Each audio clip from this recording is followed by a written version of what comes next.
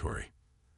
The massive structure protected 10,000 humans from the harsh atmosphere of humanity's first colony beyond the solar system. Inside one of the thousands of apartments built into the colony's eastern wall, 14-year-old Juwu Park sat alone at her desk. Her small fingers moved quickly across the holographic display floating above her desk. Complex equations and alien biological diagrams rotated in the air as she worked. Her dark hair was pulled back in a simple ponytail, her eyes never leaving the glowing figures before her. "Juwu, dinner is ready," her father called from the kitchen.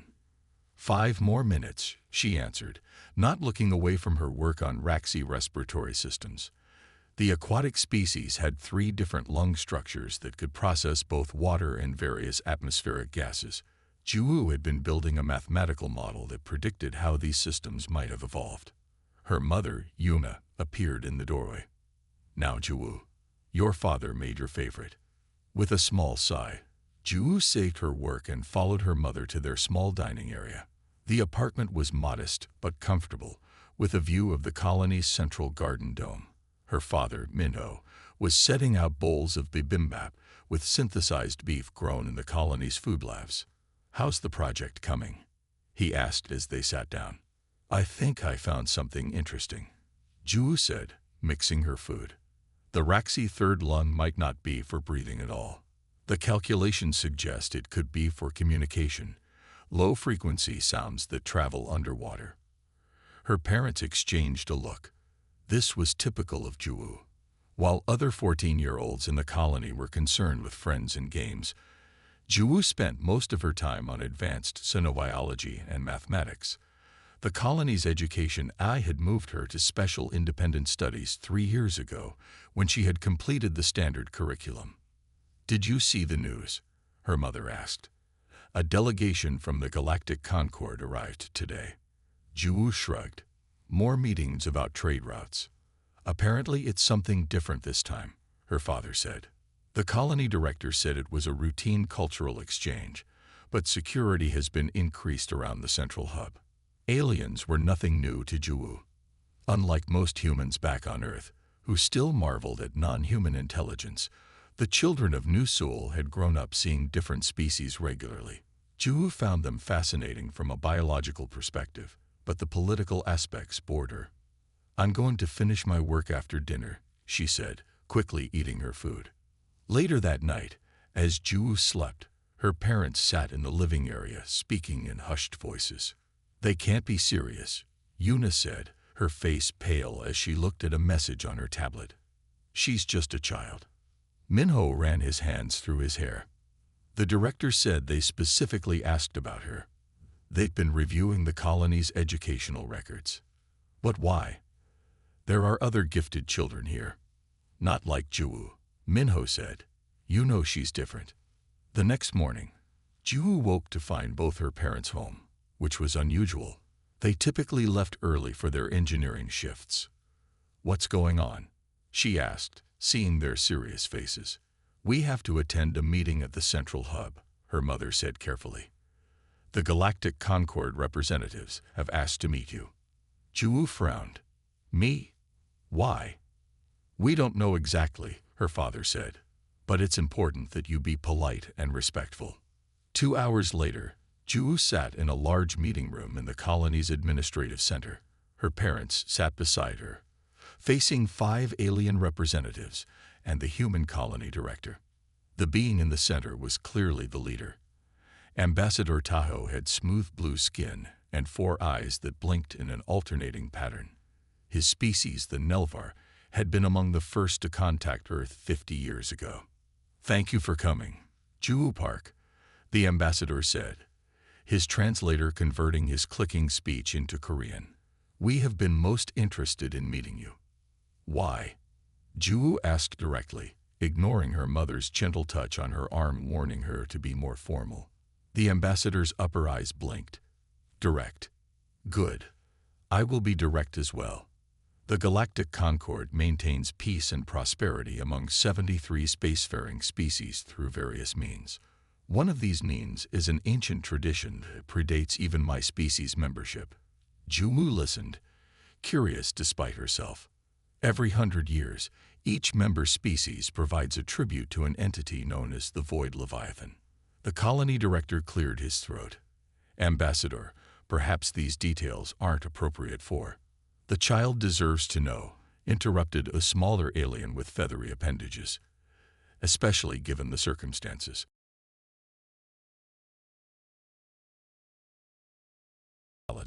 It is ancient and powerful. The tributes are always gifted individuals, typically young, who show exceptional neural patterns. Juwu felt a chill. And you want me to be Earth's tribute? It wasn't a question. Something inside her had already known, as if a puzzle piece had finally clicked into place. The ambassador nodded. Your neural scans from your medical records show patterns we haven't seen in millennia. The markers are stronger than any candidate we've evaluated. Her father stood up angrily. This is absurd. She's 14 years old. You can't possibly expect us to hand over our daughter for some sacrifice. It is not a sacrifice in the primitive sense, the ambassador said calmly. The Leviathan seeks communion with minds that can comprehend its nature. Some tributes return. Some, her mother asked, her voice shaking. What happens to the others?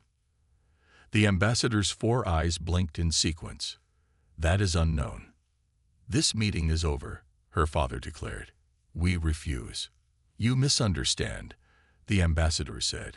This is not a request. As signatories to the Concord Treaty, humanity agreed to all traditions and obligations of membership. The selection has already been made at the highest levels. The next 3 days were a blur of arguments and desperate attempts. Her parents filed legal appeals with both the colony administration and Earth's United Nations. They tried to use their connections in the engineering corps to arrange secret transport off-colony. They even attempted to bribe a junior member of the alien delegation. Nothing worked. The Concord was immovable, and Earth's government, after emergency sessions, concluded that refusing could lead to humanity's expulsion from galactic society, or worse. On the 4th day, as her parents argued with colony officials in their living room, Juwu stepped forward. I'll go, she said quietly, but her voice somehow cut through the noise, silencing the room of arguing adults. Her mother began to cry. Juwu, no. I've been dreaming about something waiting for me, Juwu said, surprising herself with the words. Every night for months, something at the edge of space, calling to me. I think I have to go. The ceremonial ship Eternal Star hung in space, its black hull gleaming like polished obsidian against the darkness. From the outside, it resembled a perfect teardrop, with no visible seams or propulsion systems. Inside, the curved corridors glowed with soft blue light that seemed to come from the walls themselves. Juwu followed a silent attendant through these hallways, her simple gray uniform marking her as the human tribute. The farewell with her parents had been brief and painful. Her mother had pressed a small jade pendant into her hand, a family heirloom brought from Earth. Her father had been unable to speak at all, only holding her tightly before the Concord representatives led her away. The attendant stopped before a circular door that slid open silently. Inside was a vast chamber with a domed ceiling that perfectly reflected the stars outside, creating the illusion that one was floating in space. Around a large circular table sat 17 beings of wildly different forms. The human tribute has arrived, announced the attendant before withdrawing. Juwu stood still, suddenly aware of how small she was compared to most of the others. Some were vaguely humanoid, others completely alien in form. One appeared to be made entirely of shifting blue flames contained in a transparent suit. The humans send a child, rumbled a massive reptilian creature whose scales shifted through iridescent patterns of green and gold. Its voice came through a translation field that surrounded the table. The Leviathan will barely notice consuming you. Juwu lifted her chin. I am 14 Earth years old. That is young for my species, but my mind is developed enough. The reptilian, whose name badge identified it as Dojin, made a sound that might have been laughter. Courage will not save you when you face the void.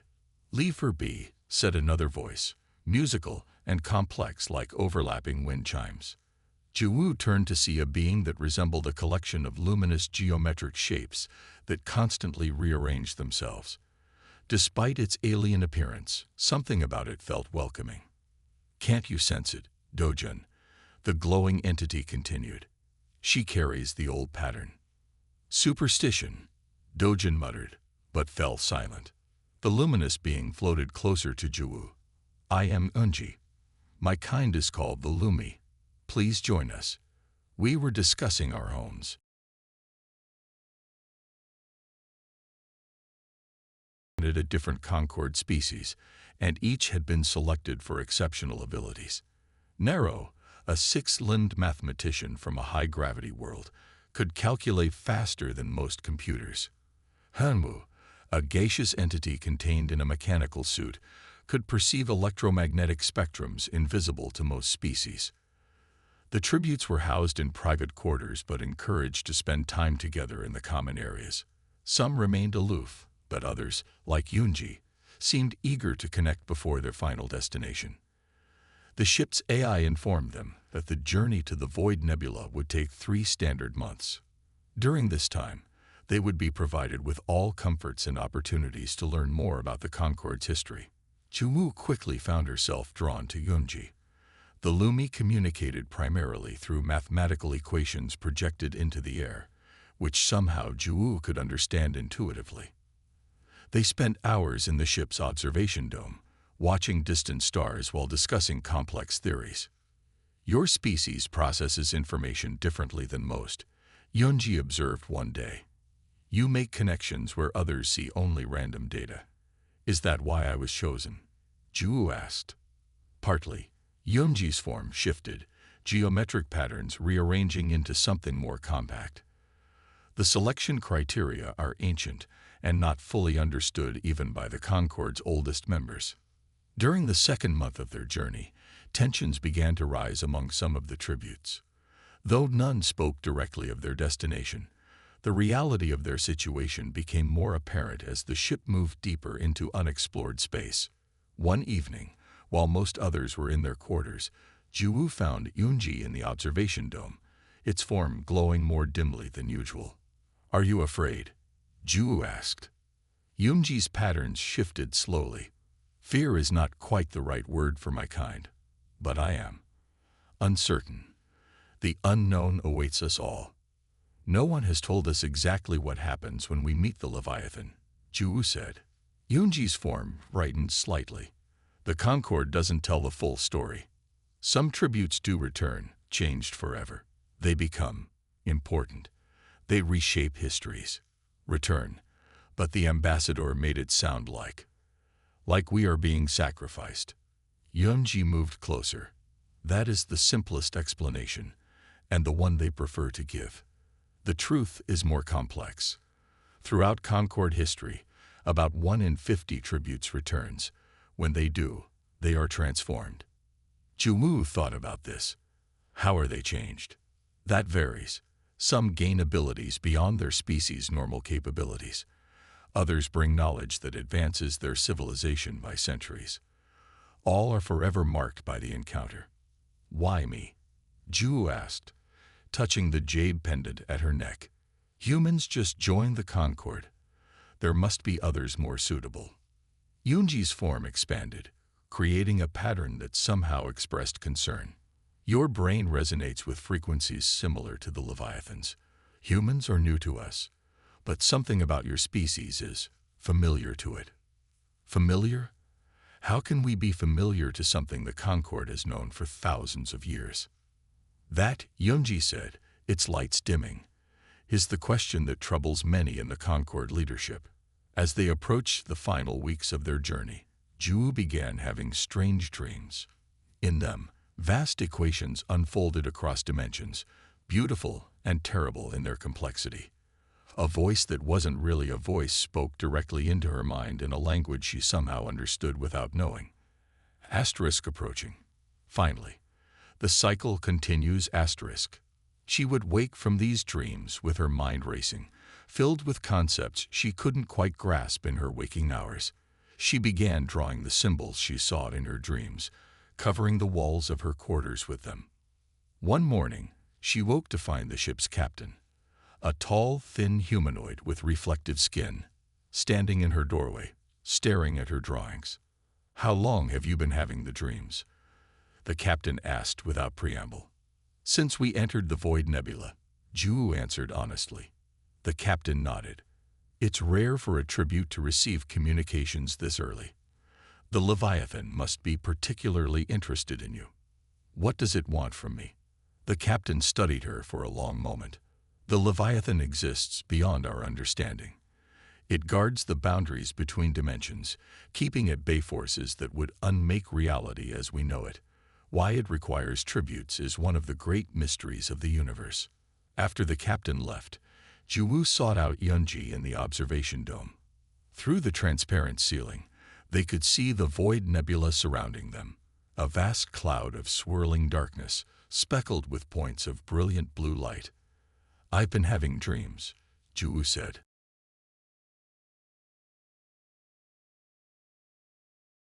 "Your mind is already beginning to transform. Is that happening to the others too?" "No," Yunji's form contracted with what might have been concern. "Only you. It's why Dojin and some of the others have been avoiding you. They can sense the change beginning." "What's going to happen to me?" Ju asked, real fear in her voice for the first time since leaving her home. Yunji's light touched Jiwoo's hand gently. "I don't know, but I believe you were chosen for a reason. The old patterns in your mind, they suggest a connection that predates the Concord itself." That night, as the eternal star moved ever closer to the heart of the Void Nebula, Jiwoo dreamed more vividly than ever before. The voice in her mind spoke clearly. "Asterisk, we have waited long for your kind to return to us. The circle closes. Asterisk, after 90 days in space, the eternal star approached its final destination." Jiwoo stood at a viewing window as the ship slowed. Before them hung the offering platform, an enormous structure that seemed impossibly old. Unlike the sleek ships of the Concorde, the platform was rough and irregular. It looked like a massive asteroid that had been hollowed out and modified. Parts of it gleamed with technology, while other sections appeared to be raw stone. The entire structure orbited nothing, or rather, it orbited a point in space where the stars behind it appeared distorted and stretched. "A singularity anchor point," explained Captain Minju as the tributes gathered for their final briefing. "The platform exists partially in our dimension, and partially in others. It has been here since before any current Concorde species achieved space travel." Jiwoo felt a strange sensation as she looked at the platform, a pull that went beyond physical gravity. Her dreams had become more intense each night as they approached. The equation she saw now followed her into her waking hours, shimmering at the edges of her vision. "Today you fulfill your sacred duty to the Concorde," the captain continued. "You will be escorted individually to the gateway chamber. There you will don ceremonial robes and pass through the dimensional gate to meet the Void Leviathan." Dojin, the reptilian tribute, shifted uneasily.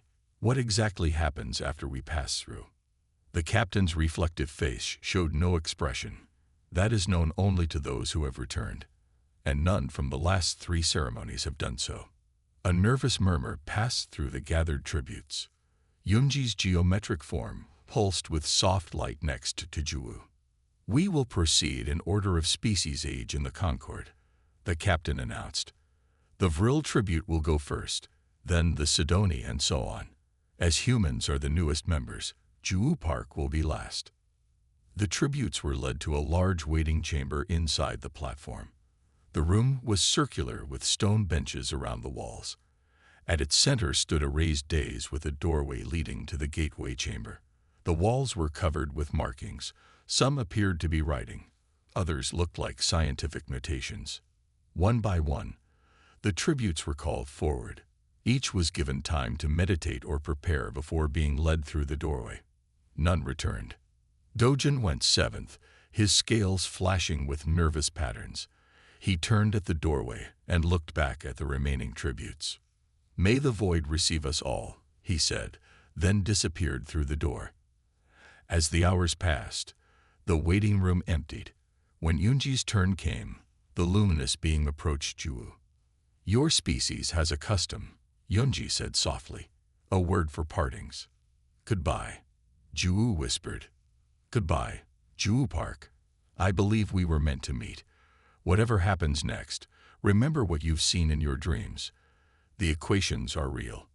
After Yunji left, only Juwu remained in the waiting chamber.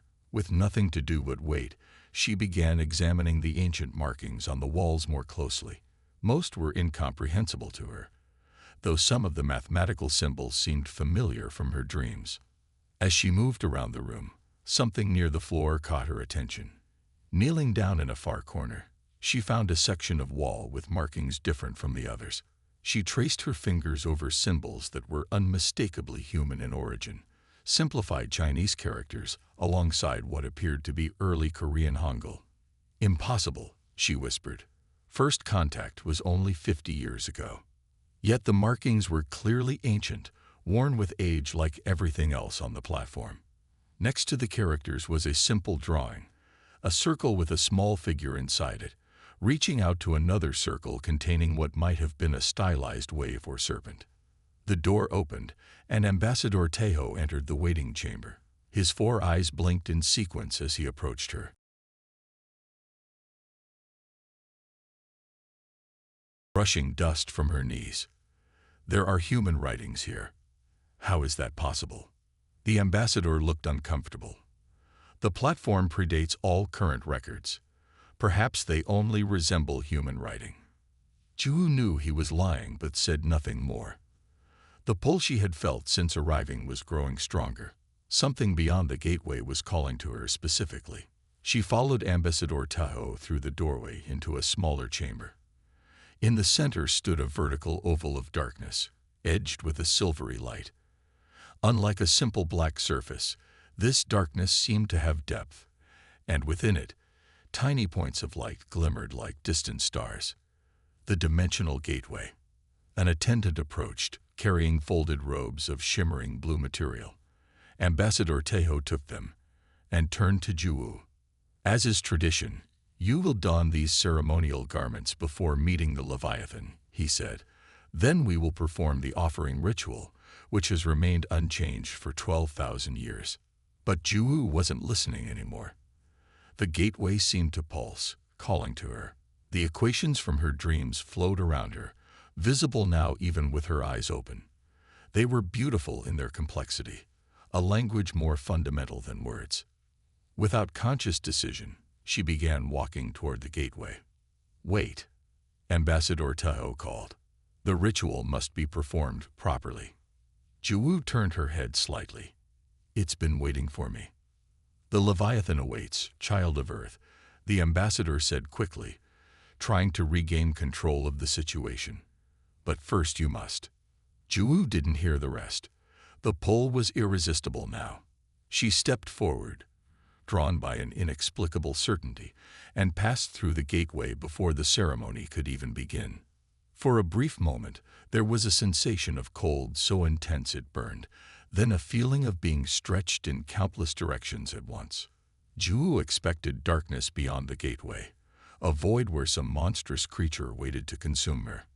Instead, she found herself in a space without boundaries. Around her, mathematical equations bloomed like flowers, forming structures more real than physical matter. Colors existed here that had no names in any human language, vibrating with meaning and purpose. And everywhere, consciousness, vast, ancient, and alive, a being that existed as pure thought and mathematical reality.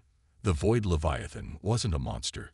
It was a fundamental force of reality given awareness. Juwu felt no fear. The entity's mind touched hers gently, carefully, like a parent cradling a newborn. Information flowed between them, not in words but in pure understanding. "You've been waiting for me," Juwu realized, as the entity's awareness enveloped her own. The response came not as sound but as pure concept. Yes. For longer than you can comprehend. The human markings on the platform suddenly made sense. This wasn't humanity's first encounter with the Leviathan. Somehow, long ago, humans had reached this place, met this being, and then forgotten. Asterisk your kind stepped away from the stars. Asterisk the entity communicated. Asterisk a necessary cycle. But now you return, and the pattern continues. Asterisk. What pattern? Ju asked, her consciousness expanding to grasp concepts that would have been impossible for her to understand just moments before. In response, the Leviathan showed her. Reality itself was a vast, complex equation, always solving itself, always in danger of collapsing. The Leviathan was its guardian, maintaining the boundaries between dimensions, keeping at bay forces of chaos that would unmake existence. But even such a being could not exist forever without change. It needed new perspectives, new ways of seeing the mathematics of reality. It needed companions. Asterisk your species sees patterns differently. Asterisk the Leviathan communicated. Asterisk you make intuitive leaps. You find beauty in the equations. We need this asterisk. Ju understood at last why she had been chosen. Her mind had always worked differently, seeing connections others missed, understanding complex systems intuitively. She was not a sacrifice to appease a monster. She was a potential partner to an ancient guardian. Within the Leviathan's domain, time had no meaning. What might have been seconds or centuries passed as Ju's consciousness expanded to embrace concepts beyond human understanding. The entity shared its memories with her, not as images or words, but as direct knowledge that unfurled in her mind. She experienced the birth of stars and their deaths. She witnessed the slow dance of galaxies across billions of years. Through the Leviathan's perception, she saw reality not as solid matter, but as living mathematics. Equations solving themselves continually, patterns forming and dissolving in endless complexity.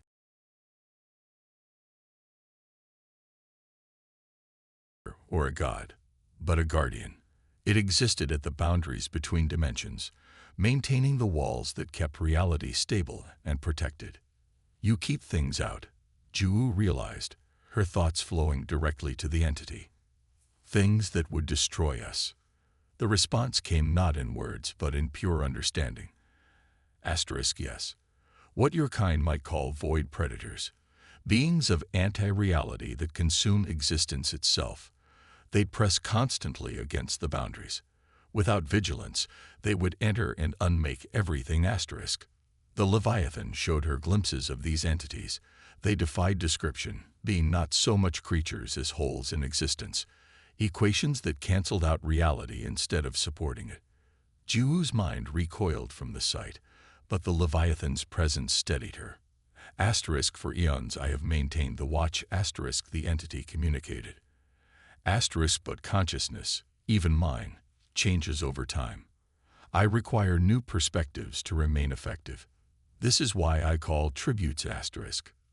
You don't consume them, Ju said, understanding flowing through her. You've been searching for compatible minds. Asterisk yes. Minds that can comprehend the mathematics of reality and help maintain my vigil. My awareness has begun to fragment over the epochs. Without new connections, I would eventually fail in my purpose. Asterisk. The truth about the tributes became clear. The Leviathan didn't desire sacrifices, it sought partners. Those who couldn't comprehend its nature simply returned unchanged, with no memory of the encounter. Those rare few who could partially understand became messengers, returning to their species with new knowledge. And the rarest of all formed a deeper bond, becoming part of the entity while maintaining their original identity. As this knowledge settled in her mind, Ju felt a sudden realization. Humans were here before, she understood. Before the Concord found us. The entity conveyed agreement. Tens of thousands of years ago, humanity's ancient ancestors had somehow reached the stars through means now forgotten. They had encountered the Leviathan and formed a pact, one lost when those early explorers returned to an Earth still in its primitive stages. Over generations, the knowledge had faded into myth, then been forgotten entirely. Asterisk your species has a unique neural architecture. Asterisk the Leviathan explained. Asterisk your minds create connections where none seem to exist. You find patterns in chaos. This resonates with my purpose. Asterisk. Jiwoo thought of the human markings on the platform, the ancient symbols that had survived millennia. Is that why I was chosen? Because humans were connected to you before. Asterisk partly. But you specifically carry the strongest resonance pattern I have encountered in many cycles. Your mind naturally perceives reality in ways similar to my own perception. Asterisk. The Leviathan showed her how her own mathematical intuition, the ability that had made her special on the colony, allowed her to perceive and potentially manipulate the fundamental equations of reality through the entity's power. As they communed, Jiwoo felt herself changing. Her consciousness expanded beyond human limitations, yet she remained herself. She could perceive multiple dimensions simultaneously, see the mathematical underpinnings of existence, and feel the constant pressure of void predators against reality's boundaries. Asterisk you have a choice now. Asterisk the Leviathan communicated. Asterisk you may return unchanged, if that is your wish. Your mind would be closed to these perceptions, and you would remember nothing. Asterisk. Jiwoo considered this option briefly. She could go home to her parents, continue her life on the colony as if nothing had happened. But the thought of forgetting everything she had learned felt wrong. Asterisk you may return as a messenger. Asterisk the entity continued. Asterisk you would retain some knowledge and awareness, enough to guide your species toward a greater understanding of reality's nature. This path has been chosen by others before. Asterisk. Jiwoo sensed that Yoonji might have been such a messenger for the Lumi, carrying knowledge from a previous communion. Asterisk, or you may form a deeper bond. Asterisk the Leviathan concluded. Asterisk neither fully human nor Leviathan, but something new. A shared consciousness that maintains both identities. This path is rare and irreversible. Asterisk. Jiwoo didn't hesitate. Since entering the gateway, she had felt more complete than ever before, as if she had found a missing part of herself.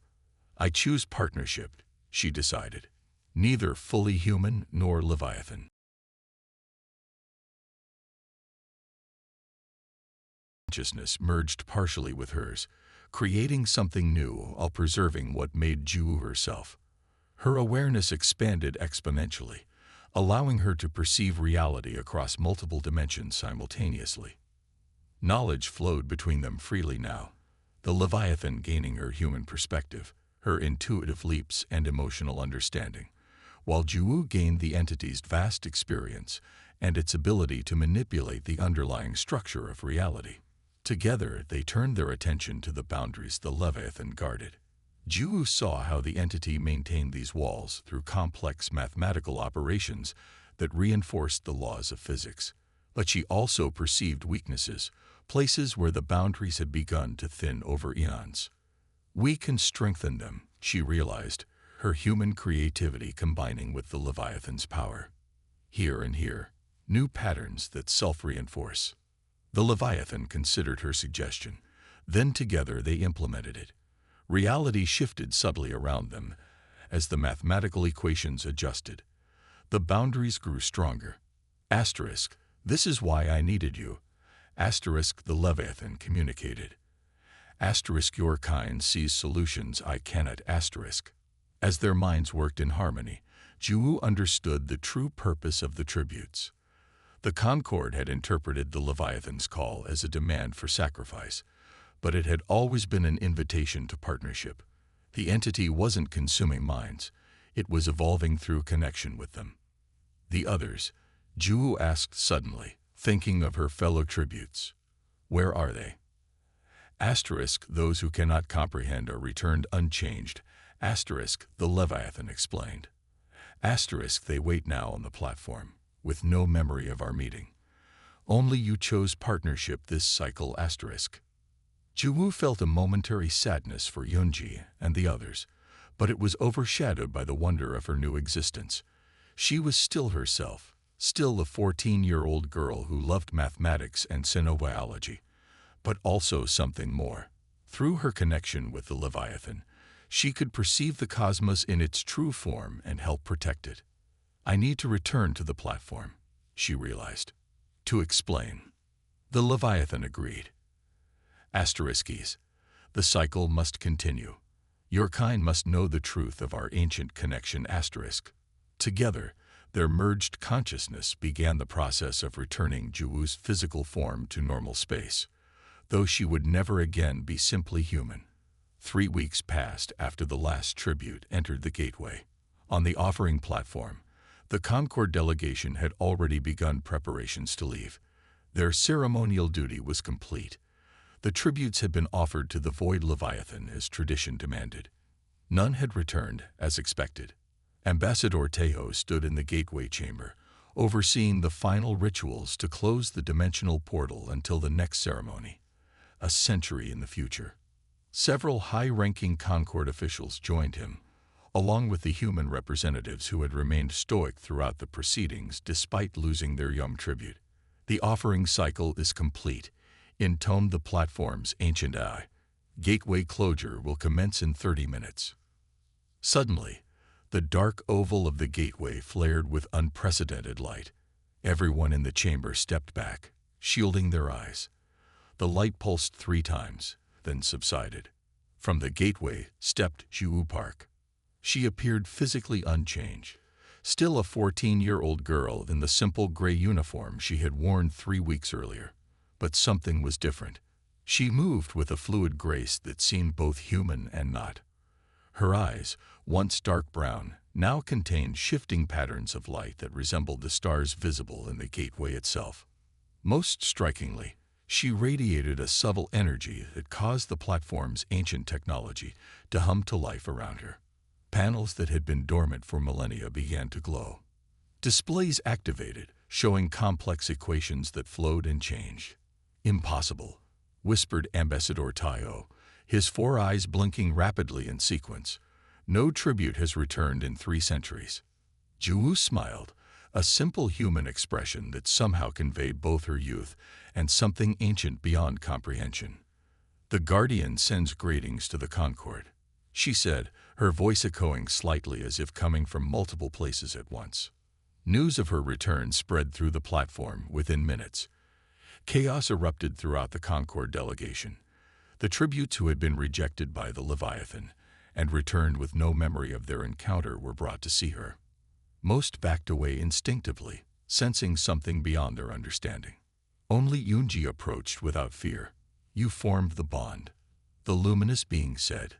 "I knew you would." Contained for study, arguing that her transformation might pose a threat to the Concord. Others began treating her as a divine figure, bowing in her presence and offering gifts. The human representatives, meanwhile, demanded her immediate return to New Soul Colony. "She is a citizen of Earth," insisted the colony director. "Whatever has happened, she remains under our protection." For 3 days, the arguments continued while Juwu remained calm, answering questions when asked but volunteering little. She spent hours examining the ancient markings on the platform walls, occasionally touching symbols that lit up at her touch. On the 4th day, the debate became moot. A spatial anomaly appeared near the platform, a tear in the fabric of reality that began growing uncontrollably. Sensors throughout the structure went wild as the breach expanded. "Void incursion," shouted the platform's eye. Evacuation protocols initiated. Panic spread through the gathered delegates. Emergency ships began launching as the tear grew, revealing swirling darkness behind it. Those closest to the breach reported hearing impossible sounds and seeing shapes that hurt the mind to perceive. Amid the chaos, Juwu calmly walked toward the breach. The crowd parted before her, some fleeing, others watching in fearful fascination. When she reached the edge of the tear, she raised her hands. Mathematical equations appeared in the air around her, glowing with the same light that shimmered in her eyes. The tear stopped growing. Then, responding to her will, it began to close, the edges of reality knitting back together until only a faint scar remained. The platform fell silent. "What did you do?" Ambassador Tejo finally asked, his voice shaking. "I reinforced the boundary," Juwu said simply. A void predator was attempting to break through. 2 days later, the Concord Council convened an emergency session in the platform's central chamber. Representatives from all 73 member species attended, either in person or via projection. Juwu stood at the center of the gathering. "I am still Juwu," she explained to the assembled council. "But I am also connected to the Guardian. It doesn't want sacrifices, it wants companions. Minds that can help it protect reality." She explained the Leviathan's true nature and purpose, how it maintained the boundaries between dimensions, keeping at bay forces that would unmake existence itself, how its consciousness had begun to fragment over eons, requiring new perspectives to remain effective. Most shockingly, she revealed humanity's ancient connection to the entity, how Earth's early explorers had somehow reached the stars thousands of years before official first contact and formed a pact with the Leviathan. "Human minds have a unique architecture," she told them. "We see patterns where others see only chaos. This resonates with the Guardian's purpose." Some council members doubted her claims, but the evidence was hard to dismiss. The ancient human markings on the platform, her ability to close the void breach, and the platform itself responding to her presence, all supported her story. Over the following weeks, Juwu negotiated a new covenant between humanity, the Concord, and the entity she now called the Guardian. Humanity would provide volunteers with compatible minds to commune with the Leviathan. These volunteers would return with knowledge to benefit all species and help maintain the boundaries of existence. "The tribute ceremony will continue," she explained, "but with understanding of its true purpose. Those who are compatible will form bonds of varying degrees. Those who are not will return unchanged." 6 months later, Juwu returned to New Soul Colony. Her parents wept with joy at her return, even as they struggled to understand what she had become. She was still their daughter, with her same laugh and smile, but also something more, a bridge between humanity and cosmic forces beyond normal comprehension. With the full support of Earth's governments and the Concord, Juwu established the Guardian Academy on the colony. There, she taught specially selected students to understand the mathematics of reality, preparing them for potential communion with the entity that existed beyond dimensions. The first class contained 20 students ranging from 12 to 20 years old, all showing neural patterns similar to Juwu's. They learned to see the mathematical underpinnings of existence, to perceive patterns across multiple dimensions, and to understand the subtle connections between all things.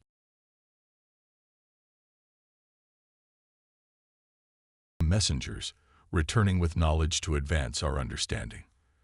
Others may choose to return unchanged.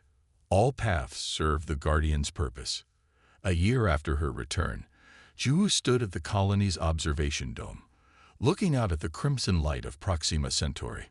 Through her connection with the Guardian, she could perceive not just the visible star, but the mathematical equations that defined its existence. The colony director approached, standing beside her in respectful silence for a moment before speaking. "The first volunteers will leave for the platform next month," he said. 20 humans, all showing compatible patterns. "The Concord Council has approved your protocols." Juwu nodded. "And the research division?" "Making remarkable progress. The insights you've provided about dimensional mathematics have already led to advances in propulsion technology. We may achieve true faster-than-light travel within a decade." Humanity's place in the galaxy had transformed overnight, from newcomers to essential partners in maintaining the cosmic balance. The ancient connection, forgotten for thousands of years, had been restored. As Juwu looked to the stars, she felt the Guardian's presence in her mind, vast and ancient, yet also as familiar as her own thoughts. Together, they would protect reality from forces that would unmake it, while guiding humanity toward a destiny written in the mathematics of existence itself. The end.